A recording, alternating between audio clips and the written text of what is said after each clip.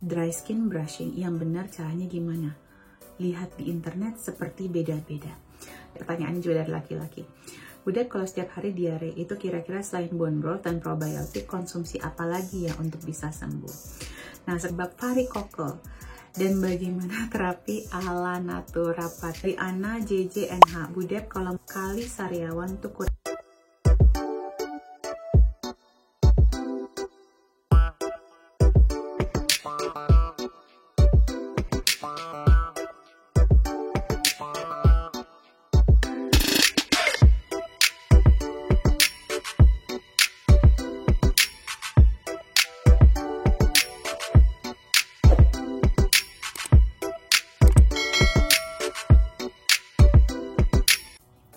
Hai, kembali lagi bersama saya Debbie Jean-Marie, your favorite naturopathic practitioner.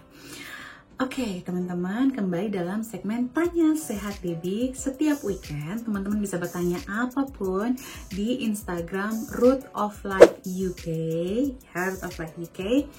Nanti saya akan jawab di sini. Jadi, jangan pernah lupa weekend kalau ada pertanyaan silahkan tanya.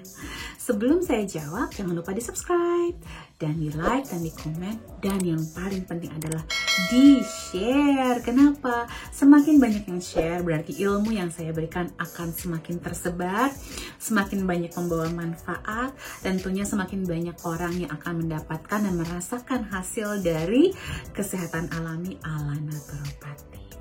Aku lagi belajar teman-teman, suaranya harus lebih soft karena suara Bu Debbie kan memang suka agak bersemangat sekali ya.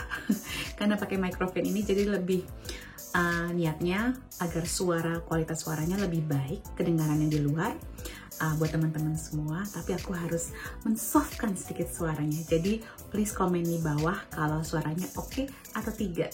Mau pakai yang biasa aja atau ini lebih baik. Terima kasih sebelumnya atas bantuannya untuk feedbacknya. Aku ini udah malam sebenarnya di sini, tapi aku maksain untuk mengerjakan si Tanya Sehat Debbie ini. Aku tadi habis ke rumah anak yang besar bermain bersama cucu aku. Sekarang baru masuk hari sekolah hari pertama. Di sini anak 4 tahun udah masuk sekolah.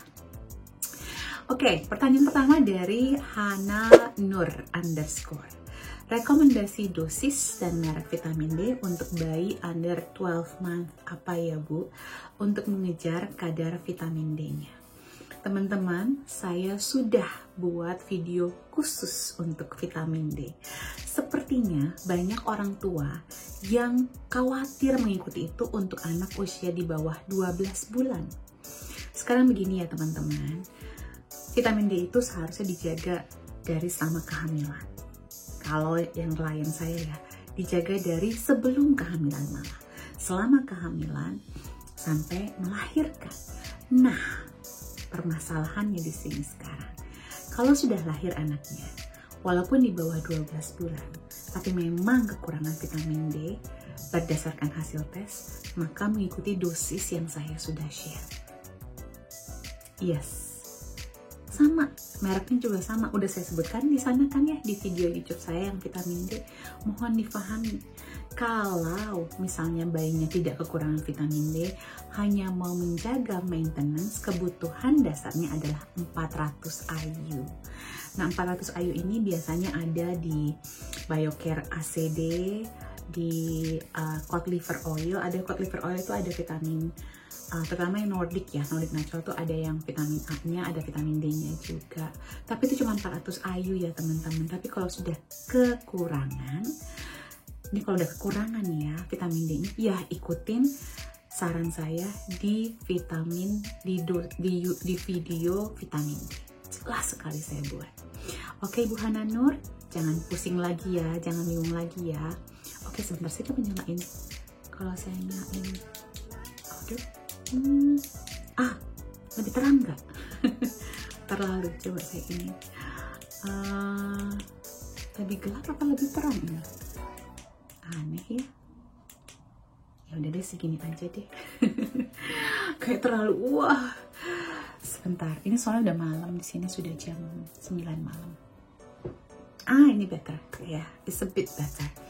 Oke, berikutnya dari Ibu Rizka Ratnasari. Budep, dry skin brushing yang benar caranya gimana? lihat di internet seperti beda-beda.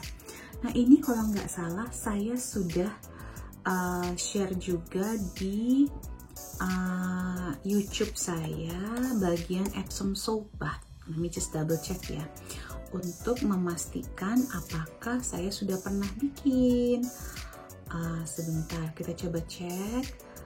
Teman-teman, kalau saya ini dilihat dong video-video saya yang lain, karena takutnya nanti malah teman-teman ketinggalan video-video saya yang lain yang sudah pernah saya bikin sebelumnya.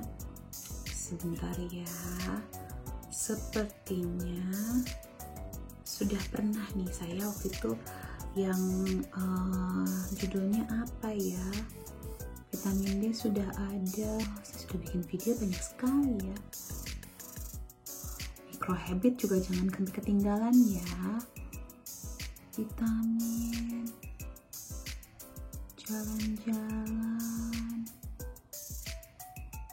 ada deh yang berendam Epsom Salt Bath. Kalau nggak salah itu saya buat juga cara dry skin brushing. Kalau memang belum ada, saya yakin sudah ada. Nanti saya cross check. Kalau memang belum ada, nanti saya buatkan video khusus versi saya ya. Karena itu harus ditunjukin sih sebaiknya lebih baik. Oke, terima kasih pertanyaannya. Nanti coba saya cek. Kalau nggak nanti tim desain coba saya akan double check, nanti saya lapor ke tim desain, nanti saya munculkan apa judulnya yang mana. Oke, pertanyaan berikutnya Ibu Hana Nur lagi, vitamin D-nya Nature's Answer. 1 dropnya itu 2000 IU. Apakah bisa untuk bayi under 12 months? Bu, kalau memang bayi under 12 months yang memang kekurangan vitamin D, ya perlu Bu, bisa Bu. Makanya liquid. Ya, jadi makanya kenapa saya tuh kalau menjaga klien-klien saya dari pas hamil, sebelum hamil malah saya jagain biar bayinya nggak kekurangan. Berikutnya Ibu Prilly _ Priscilia. Bu, kalau implan aman nggak sih? Makasih. Pasti ada efek sampingnya, dan itu bisa berbeda-beda. Setiap tindakan medis pasti ada efek sampingnya. Jadi kalau saya menjawabnya, masalah aman itu relatif ya. Pahami resikonya, gitu aja sih jawaban saya. Pahami resikonya, sehingga kita siap dengan resikonya. Dan amannya Ibu sama amannya saya mungkin berbeda. Kalau saya tidak ya, saya mungkin teman-teman mungkin bisa bilang ya enak Ibu, payudara Ibu sudah ini, badan saya sudah dapatnya begini. Cuma sebenarnya banyak sekali olahraga yang bisa dilakukan atau hal-hal lain bisa dilakukan, kayak kemarin kita bikin kelas payudara ya, untuk memperbesar dan mengencangkan payudara. Itu kita ada bahan alaminya, ada gerakan olahraganya sebenarnya. Bahkan kan ada influencer yang cukup terkenal ya, kalau dia bokong ya gitu. Yes. Baik Ibu Prilly, berikutnya dari Aksan Hulu Kafan. Ini kayaknya laki-laki nih. Waduh, seneng nih kalau ada yang jawab juga, pertanyaan juga dari laki-laki. Udah, kalau setiap hari diare itu kira-kira selain bone broth dan probiotik, konsumsi apa lagi ya untuk bisa sembuh? Nah sekarang Mas Aksan, kalau sampai setiap hari diare, itu ada kemungkinan IBS atau IBD ya kemungkinannya, atau intoleran. Jadi awalnya mungkin intoleran, cuma dicuekin. Jadi banyak sekali ya hal-hal atau makanan yang bisa menyebabkan intoleran, seperti misalnya produk susu dan segala turunannya. Nah, itu bisa mencetus kondisi kesehatan pencernaan ya, seperti IBS atau irritable bowel syndrome atau inflammatory bowel disease kalau sampai diare terus menerus. Ini sebaiknya dicek karena nanti berbahaya untuk dinding pencernaannya.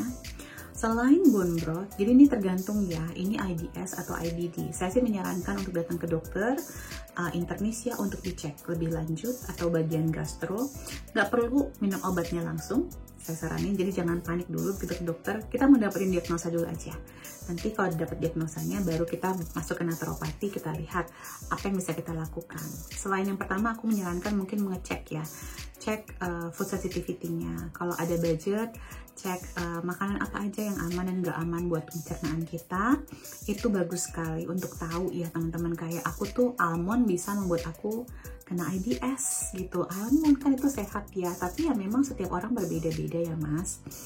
Nah, kalau ngomongin protokolnya secara naturopati, setelah kita hindari makanan-makanan pencetusnya, sebaiknya diare juga berhubungan dengan stress level yang tinggi. Jadi kita harus mengelola stress level kita, karena kalau sudah dihindarin tapi kita juga nggak mengelola stress, itu bisa mempengaruhi diare ini. Karena diare memang wajar terjadi di orang yang tingkat stresnya tinggi. Mungkin Mas Ahsan bisa mengkonsumsi Prayaguna sebagai adaptogen untuk mengelola stresnya. Abis itu cari cara entah olahraga, meditasi, perbaiki kualitas tidur, EFT, Emotional Freedom Technique yang sudah saya ajarkan ya di kelas-kelas saya. Nah ini ada dua, kalau misalnya IBS itu saya selain probiotics ada pepsin hydrochloride atau beta-NaCl, L-glutamin, psyllium husk, itu bagus sekali ya untuk orang yang IBS, karena saya pun penderita IBS. Tapi IBS saya sudah hampir tidak pernah kambuh lagi. Dan kita udah tahu protokolnya, kalau sebelum udah mau kambuh nih, kalau saya udah mulai misalnya habis liburan, saya jaga tuh biar maintain, biar nggak merasakan sakit atau nggak nyaman ya. Kalau IBD beda protokolnya. Saya selain probiotik dan bone broth, saya menambahkan vitamin D. Pastikan vitamin D-nya optimal karena IBD ini masuk ke autoimmune condition. Magnesium malate, L-glutamin juga mirip ya. Tapi saya tambahkan fish oil karena fish oil buat menurunkan radangnya. Besok kalau sudah inflammatory bowel disease, jadi ususnya sudah ada peradangan. Dan saya menambahkan prebiotics juga selain probiotics. Tuh lengkap banget saya kasihnya ya Mas Ahsan. Oke, berikutnya. Oke, sebentar, ketutup. Rahmawatir 935, Budep, apa penyebab varikokel dan bagaimana terapi ala naturopatinya? Varikokel, oke.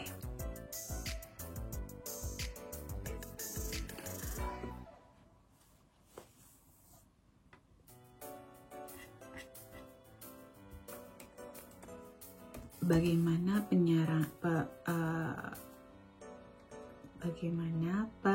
protokolnya sebentar ya.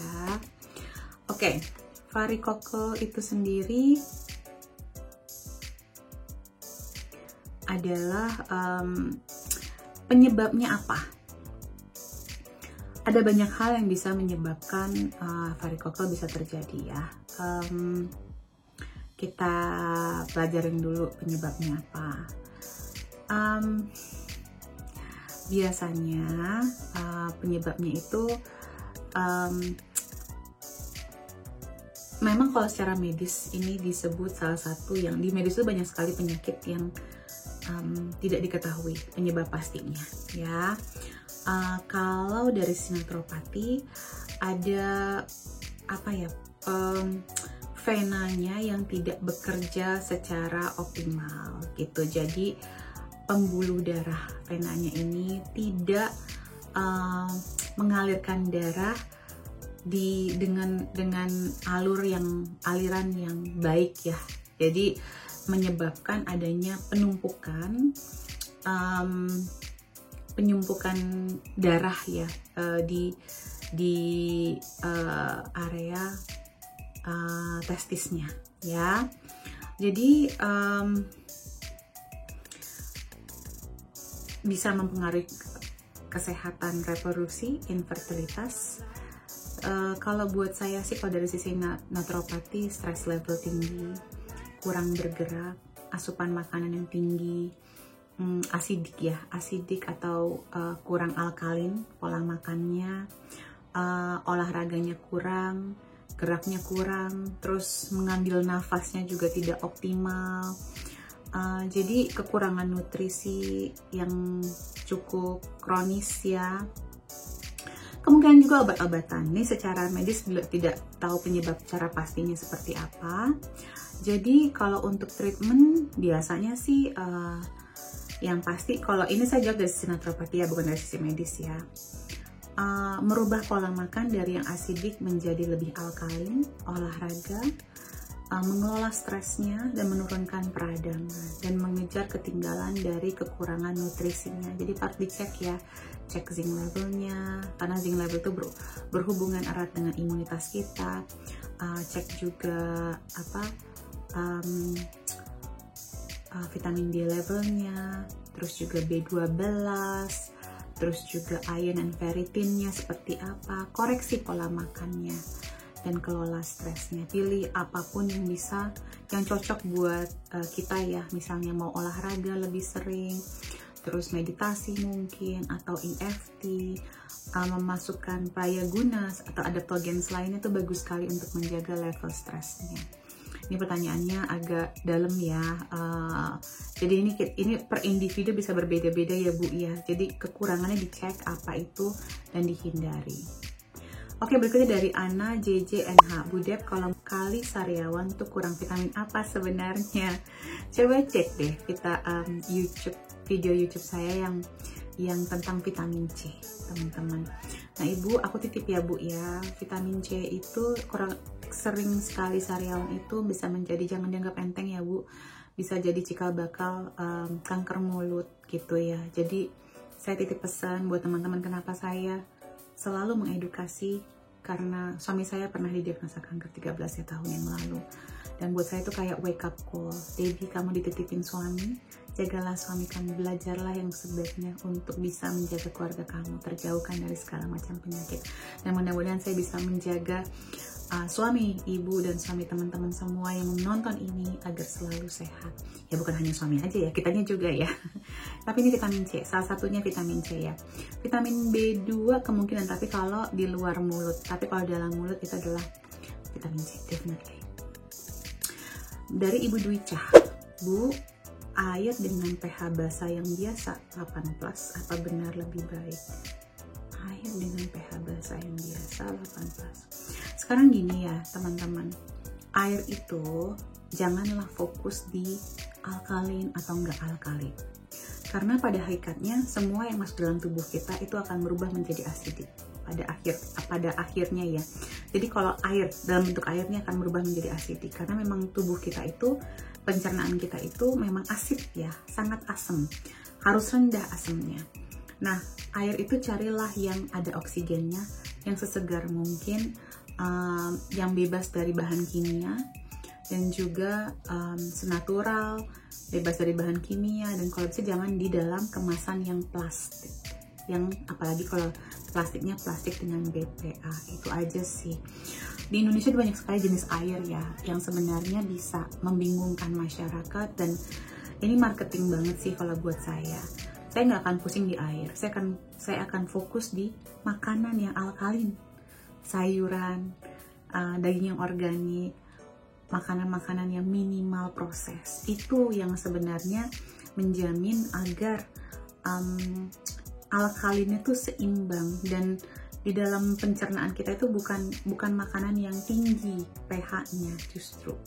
Gitu ya teman-teman. Jadi jangan bergantung sama air, karena pada hakikatnya airnya diminum aja, air yang sealami mungkin, air yang mengalir istilahnya, yang ada oksigennya, yang hidup, dan bukan air yang dari kemasan botol plastik yang mengandung BPA.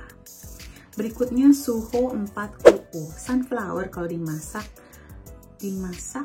makan dia proinflamasi. Kalau ada di skincare gimana Bu Dep, apa aman?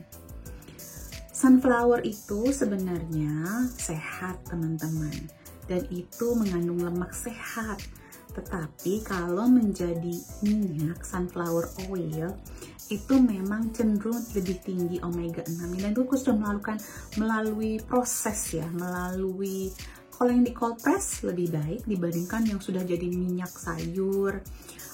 Itu kan sudah direfinasi ya teman-teman, jadi jauh sekali nilai nutrisinya, dan kandungan omega 6 nya tinggi.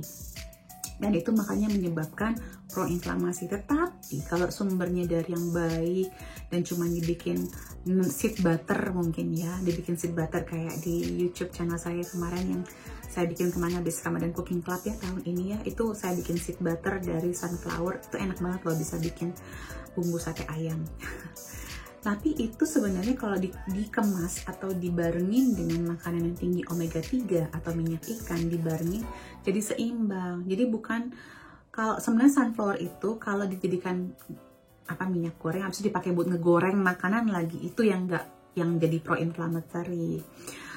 Sunflower di kosmetik, di skincare aman gitu, tapi kan cari yang memang digunakan dalam bentuk cold press-nya ya teman-teman. Gitu penjelasan saya. Berikutnya dari Rahman Nur, ganti probiotik harus per berapa bulan dan jumlah strain sama atau lebih tinggi. Kalau bisa jumlah strain setinggi mungkin lebih baik dan bervariasi. Jadi jenis strainnya bervariasi. Tapi sebenarnya ganti probiotik harus berapa bulan sekali itu ya saya bilang mitos juga enggak. Cuman juga nggak terlalu harus banget, nggak kewajiban ya teman-teman ya. Mungkin 6 bulan sekali gitu, tapi nggak wajib-wajib banget. Oke, itu terakhir. Semoga bermanfaat. Salam sehat selalu. Take care.